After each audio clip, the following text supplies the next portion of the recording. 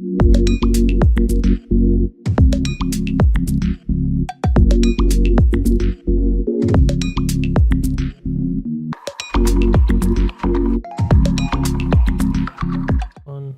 welcome to the Gruber Morning Show. This is our weekly artificial intelligence podcast. This is where we spitball a whole bunch of ideas about how we're going to cope with robots and artificial intelligence integrating every aspect of our life. The backdrop behind me is a grok image where I asked for an alien keeping guard over humans, and I guess the Earth back there is the representation of that concept. We'll talk about aliens here in a moment, but one of the things that I found fascinating this week is at Amazon, they are using a lot of robots, and it's continuing to increase. And the topic of how humans are going to coexist, in that a lot of them will be losing their jobs. And how do we prevent anarchy with people not working? So the notion of universal basic income, UBI, keeps getting floated, and fundamentally it's like a extended unemployment payment that occurs when you lose a job and you no longer have the skills, or your skills are no longer in demand because the machine took over your job. So a couple of comments that were made here about the Amazon robots are, he says, I can say with conviction that infinite physical human labor is on the horizon. Who benefits the most, and how does it reshape the world? Well, the benefits obviously are going to be businesses, because you now have a labor pool that is going to work 24/7, no longer 8-hour shifts with lunch breaks and bathroom breaks and required federal, breaks, Federal Labor Department breaks, sick days, vacation days. I mean, you name it. No one works a full 40-hour week anymore. So where do these additional profits go? The other thing about this is the cost of these robots is in the neighborhood of $20,000 to $30,000, one-time charge.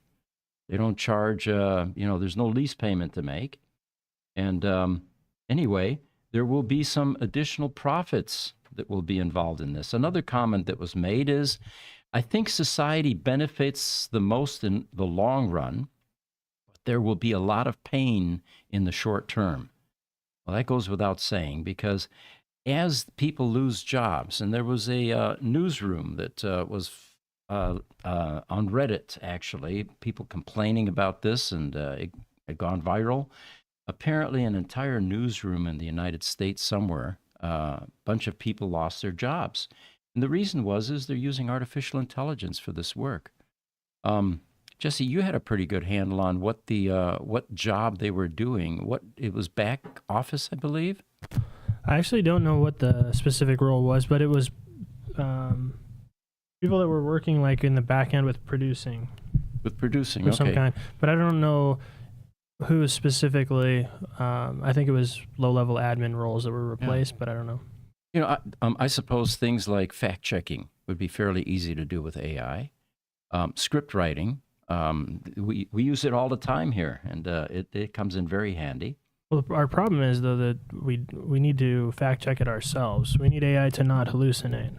Well, yeah, we oftentimes have to fact-check AI, although it comes up with a number of options that we hadn't even considered.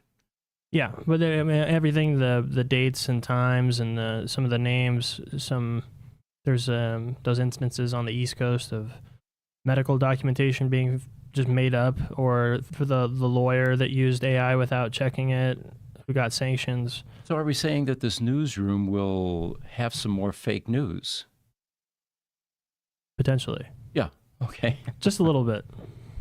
So getting back to this universal basic income, this comment here is, this will disrupt low-skilled labor first, and those people that are closest to or already in poverty.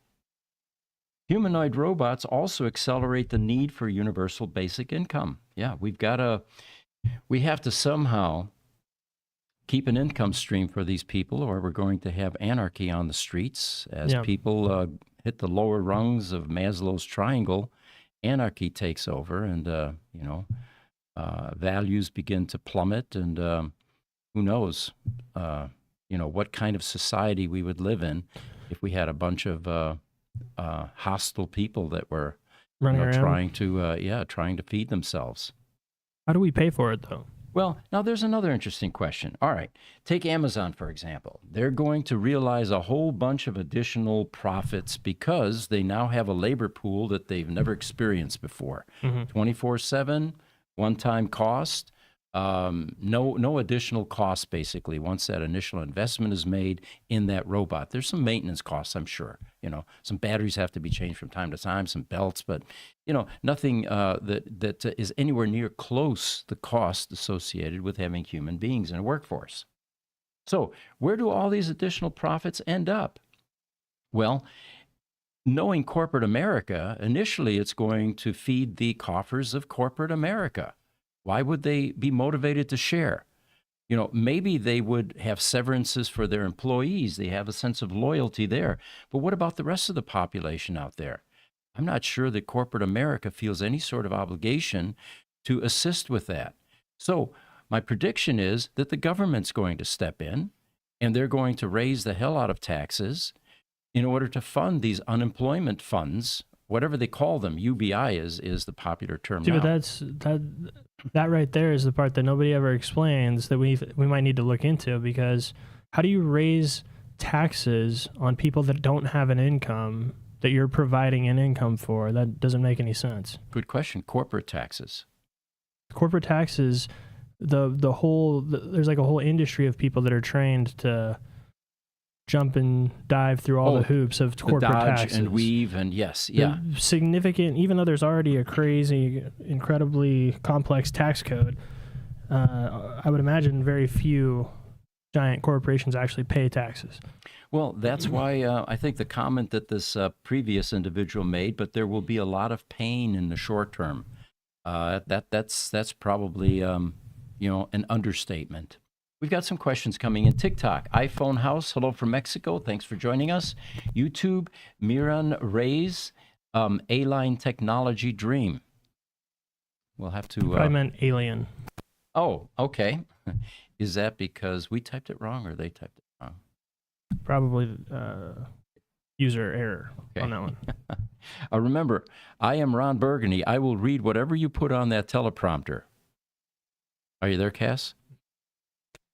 I am. I was kind of confused on it too, which is why I left it. Okay. But yeah, alien makes a lot more sense. Thanks for the comment, by the way. All right, another topic. And this one, I'm going to bring up an image here. There is a company called Realbotics. I can get a bigger size on that. There we go. And the topic on this one is sexual robots.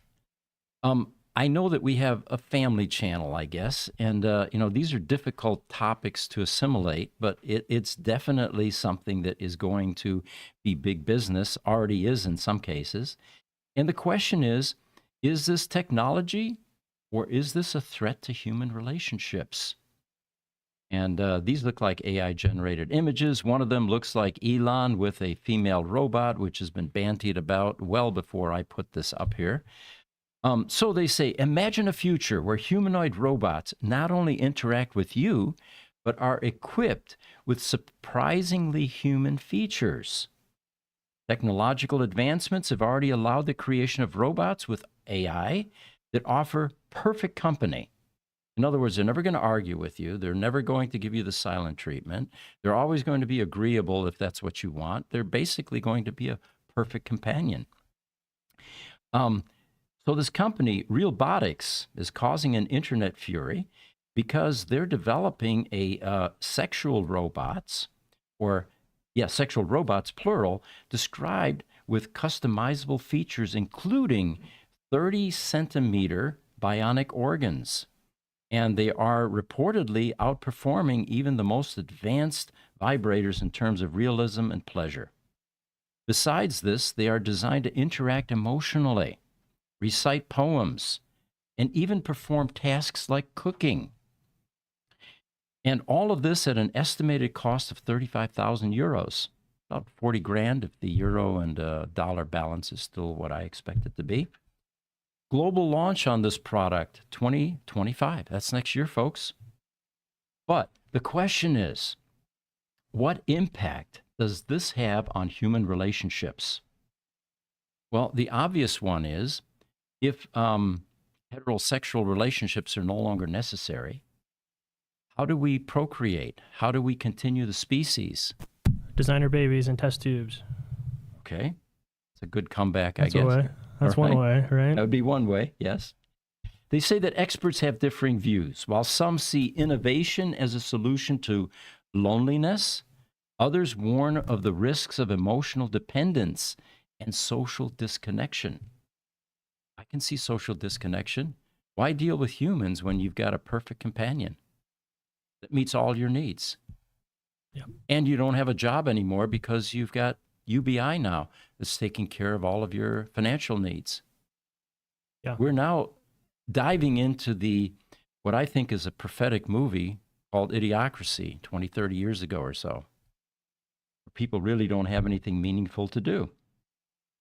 So the social disconnection will definitely be a concern. And if you guys have comments on this, feel free to let us know what your thoughts are on this. Did We're you interested. did you say appendages up to 30 centimeters? Yes. Isn't that like 12 inches? I don't know. Let's do the math. Appendages. That just doesn't seem lifelike. Hmm. Just gonna It's say like a that. small, very small robot. Yeah. Maybe that's the point. I don't know. What does 30 centimeters come out to in inches? That's what 11. the article said. 11. Okay. My God. All right. Well, let's take a look at what these robots look like. And I've got an image here I'm going to pop up for you. This is one without the makeup. Now, when I showed this to Cass, I love think it. I can, it was so uncanny valley for her, she couldn't even look at it. I can put Cass and Aaron on the screen right now. There you go. I love it. This Cass's wonderful reaction. I will not be looking at it. She had the same reaction as the real bot. I will not be looking at that again. I have anxiety tics, and sometimes they are not fun to deal with. So we're just going to pretend it doesn't exist. Well, you know what? I'm going to bring up a video. There is sound here, but we're not going to be able to give it to you. But let me bring up this video here. We'll bring that up on the screen. And this is the, let's go full screen on this. There we go. Now, folks, these are machines. That one looked pretty human.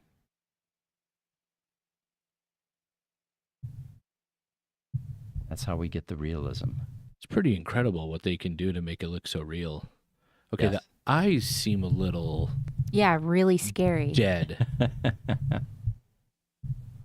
And you know, these are beta products. This with Realbotics, this hasn't even been released yet. It's going to be next year, and I'm sure there will be improvements. Oh my God, here we go. All right, Cass, you're not watching, right? No, I am not watching this. He's got the Gucci frames on. Wow. Yeah. Fascinating. And it does look good, pretty good at the end result there. Yeah. Robotics has come a long way. Oh my God, she's motioning. Okay. Did you see the Figure 2 robots at BMW yesterday? I did not. I'll see if I can find a video of that too. Yeah, let's get rid of this. Let's do an escape. There we go. Partition. Let's close this. Well, so if you are wondering what is in our future, these are some of the things that are being developed and that will be released here shortly. A lot of philosophical questions come along with this. Now, in the last podcast, I spoke about my desire to make contact with aliens. I'm fascinated by the notion that there is other life form out there and potentially more intelligent than we are.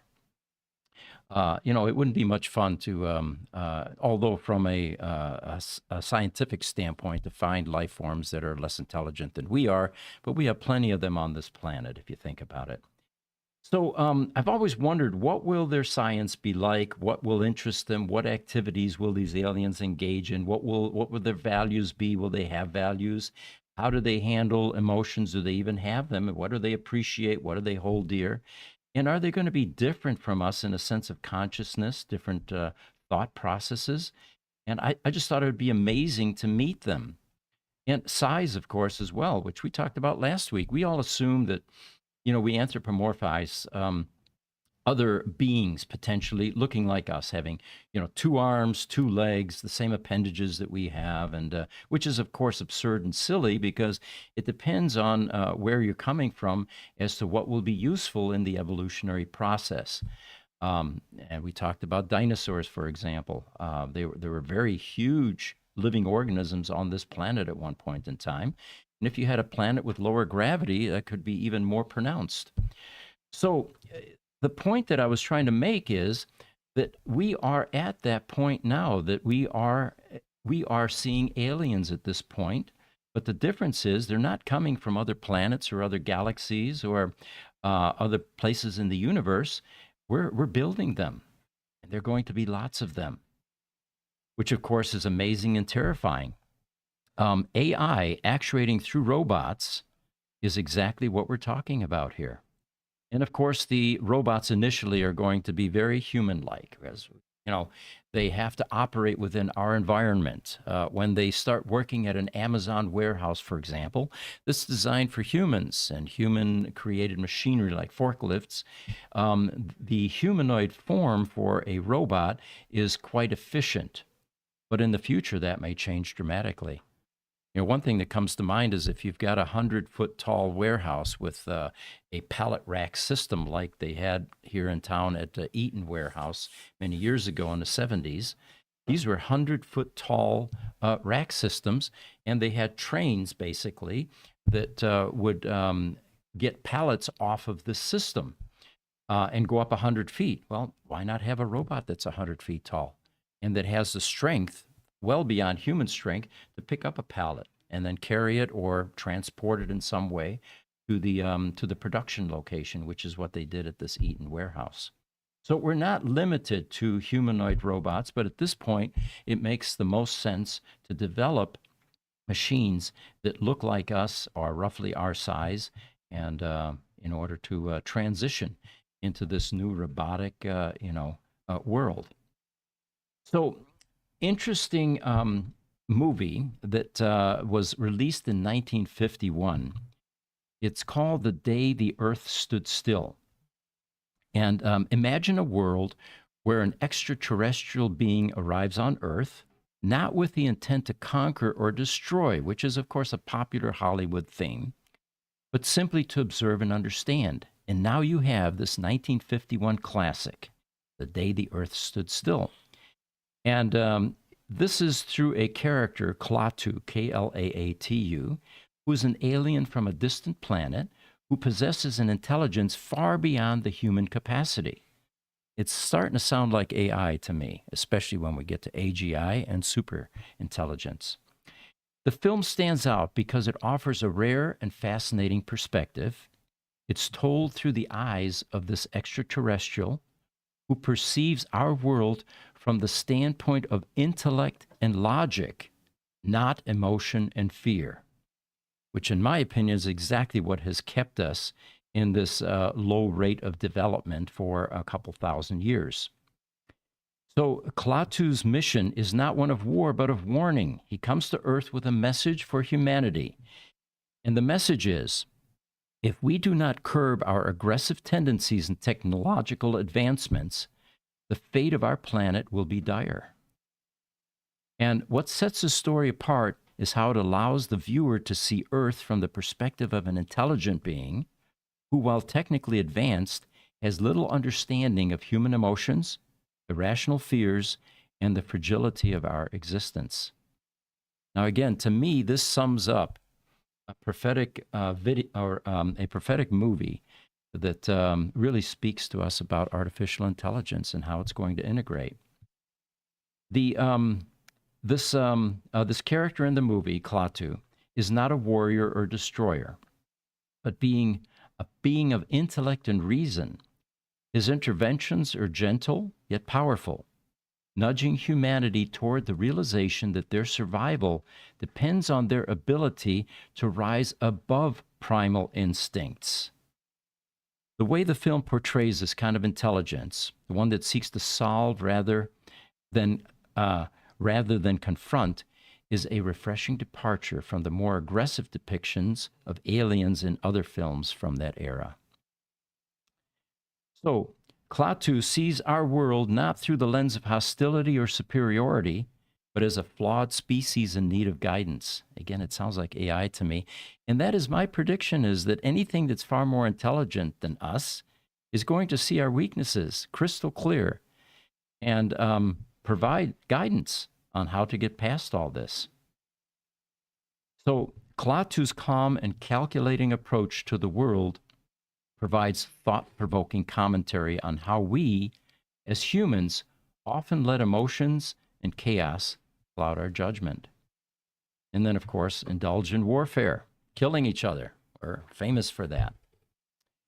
Now, they do say that intelligence alone does not guarantee peace or survival. The challenge is for humans to learn from their mistakes and to recognize the value of cooperation and understanding. It's a rare perspective in cinema where extraterrestrial beings are more often portrayed as invaders, conquerors, and indulging in the same weaknesses we have, which is killing each other. Instead, the day the Earth stood still invites us to consider a universe where intelligence exists, not to dominate, but to guide, teach, and ultimately help save ourselves. So they say the greatest threat to humanity isn't an alien invasion, but our own inability to rise above our baser instincts. All right. And that's where that image in the background came from, by the way. So we've got a article here about robot farmers.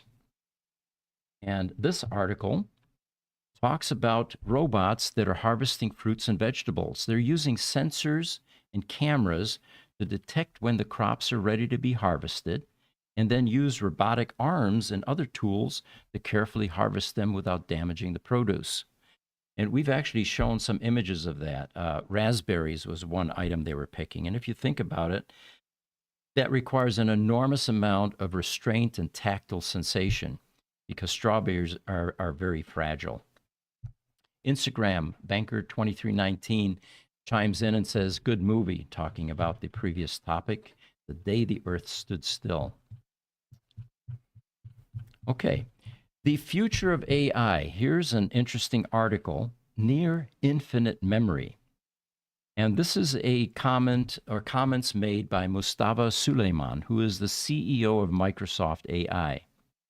And he talks about the development of an AI system with near infinite memory as a pivotal moment in the evolution of AI technology. This innovative idea centers around AI's ability to store and recall vast amounts of information, allowing for contextually aware interactions similar to human memory. So they say that AI could revolutionize the service delivery across sectors such as healthcare and finance, enabling personalized user experiences and remembering preferences and past interactions. They say memory is indeed one of those things that is going to be super important for making AI a really useful tool as an augmentation, as an assistant, kind of like your cell phone currently. It has no trouble remembering your phone numbers. It has no trouble doing math. It remembers all of that. They say when it can adjust, when it can just remember all your preferences, routines, but also your favorite topics, all based on interactions with you, rather than the user having to write an instruction manual for it, it's going to be a game changer.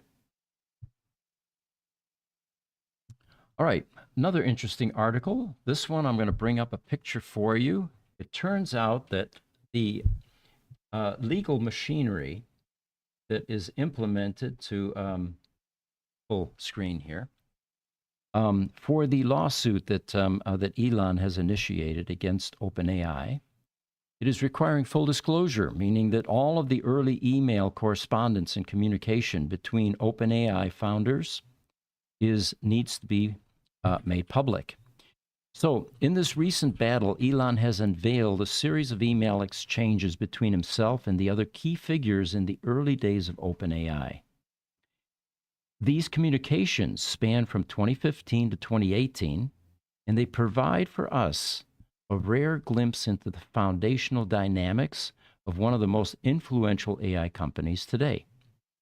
The emails reveal internal tensions, strategic decisions, and the early philosophical debates that helped shape OpenAI's trajectory. Now, remember, the lawsuit is based on the trouble that Elon has over the fact that OpenAI was originally supposed to be for nonprofit, and it's turning out to be for profit. So he accuses OpenAI and Microsoft of a myriad of offenses. Much of his suit boils down to accusing Altman of hypocrisy. Problem is that this is not typically something that is punished in a court of law. So the case is being heard in California, not Texas, where Musk has been able to count on a sympathetic ear from a Tesla stock-owning judge. California will be a bit different and probably a more difficult venue. So look for some of these early emails. They should be very informative and educational to see how the whole notion of OpenAI shaped up and was created. So here's another interesting one. This one has to do with some AI advancements.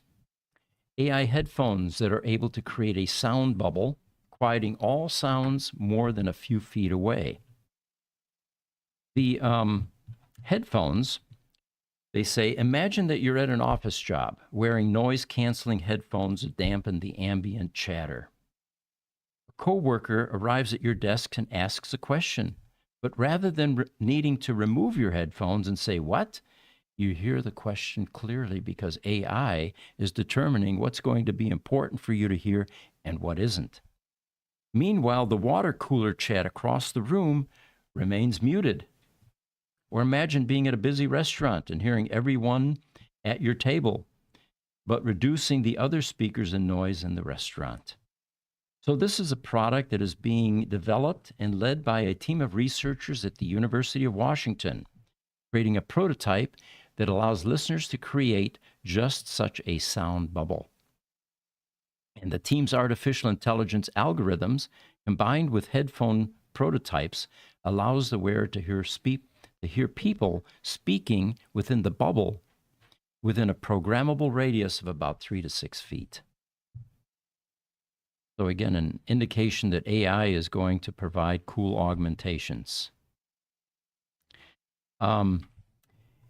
People, this is a recent study, preferred AI poetry to Shakespeare when they didn't know that it's AI poetry. So it looks like we've got some improvements there. Now, here's one that caught my interest. AI can hear when a lithium battery is about to catch fire. Let me read you this, and then I'll give you a personal account of something that I experienced in 2017. Before a lithium-ion battery catches fire, a chemical reaction causes pressure to build up inside the battery cell. The battery starts to swell a bit, and many lithium-ion battery cells cannot expand because they have hard casings, stainless steel. These casings contain a safety valve that's designed to break and release this pressure. The breaking safety valve is the sound heard in the videos. It's a distinctive click hiss, a little like the sound of cracking open a bottle of soda. In 2017, we were charging a Tesla Roadster battery. It's a 1,000-pound battery pack. with 6,831 lithium-ion vape cigarette cells, basically. There were no instruction manuals written at the time as to how to handle a lithium-ion charge, and we were experimenting and pioneering, and we were overcharging this battery, apparently. One Friday morning, I walked by the battery, and we were hearing a clicking sound, a ticking sound. Had no idea what it was. The battery was enclosed. It was still, we hadn't taken the sheets out of it. So rather than go through all of that to discover what the ticking was, we stopped the charge, paid attention to it, and by noon it was still making a clicking sound.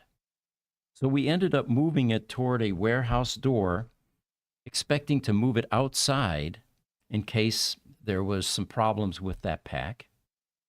And as we started to move it outside, we realized it was a 110-degree day. It would be sitting in direct sunlight in Phoenix, Arizona. It was a flat black painted case, and we thought this was going to heat the heck out of that battery. Since we don't know why it's clicking and ticking, let's leave it by the door and plan to move it outside if anything more serious happens with the battery. Well, by 4 o'clock that afternoon, it turns out that an 8-inch flame began to shoot out the front of this pack. And by the time we got a forklift over to it, there was an 8-foot flame shooting out the top. And the radiant heat was too intense to be able to move that with a forklift at that point. So we're very familiar with that sound. But it turns out that AI now has recorded this sound, and it's very specific apparently. And they say that this now could be used as an early warning system before the battery catches fire. And it's distinctly different, they say, than a stapler or dropping a paper clip. It has a very distinct signature sound. So they needed software that could reliably recognize the sound of this breaking valve and not detect other noises, and they succeeded. So they trained an LLM and an algorithm to recognize this distinct noise.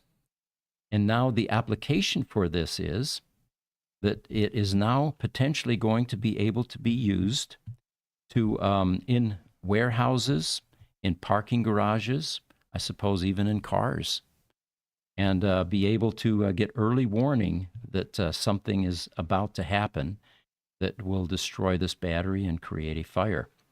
They recorded audio, by the way, from 38 exploding batteries. Then they tweaked the speed and pitch of those recordings to expand them to more than 1,000 unique audio samples that they could use to teach the software what a breaking safety valve sounds like. And it was highly accurate. It was able to, at this point, this early development, detect the sound of an overheating battery 94% of the time. They even tried to confuse the algorithm by using all kinds of different noises from recordings of people walking, closing doors, opening Coke cans, and only a few of them apparently confused the detector. So look for new kinds of fire alarms at this point as we continue to push out EVs that have lithium-ion batteries. All right, one final thing I wanted to show you here is, this is really cool. This is another AI application. And what we have here is, get that image up there.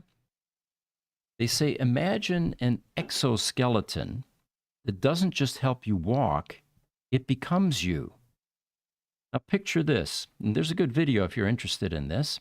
It's called Walk On Suit F1, or just look up F1 exoskeleton.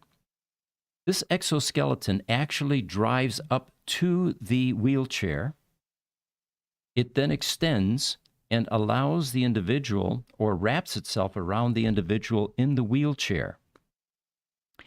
And it doesn't require any helpers to lift the user out of their wheelchair or strap them in. It actively then controls the center of its weight against the pull of gravity to prevent it from toppling as a person stands up. And it allows someone in a wheelchair now to actually replicate what someone walking would be able to do. So again, a really cool new application from AI to help augmentation and to help someone disabled in a wheelchair. Well, folks, that's all I have for you today. Thank you for joining us. We'll be back next week for another edition of the Gruber Morning Show Artificial Intelligence Podcast. Thanks for joining us. I'm Pete.